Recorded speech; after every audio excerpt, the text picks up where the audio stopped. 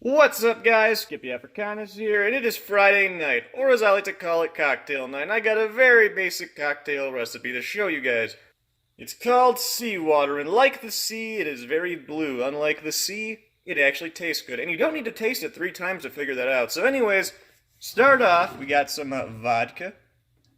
Pour about as much as you want. I will say the flavor gets masked pretty easy with this stuff, so you can add as much as you want.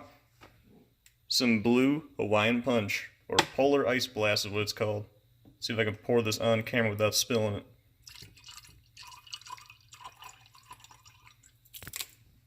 it. Then, some blue Gatorade, specifically Cool Blue. I will say, depending on how you want it done, if you want it more sweet or less sweet, add more of the blue Hawaiian punch if you want it sweeter, or add more of the Gatorade if you want it less sweet. I always go with less sweet on mine. So yeah, next up, and the final ingredient, good old Sprite. Doesn't have to be zero sugar, I just bought that one.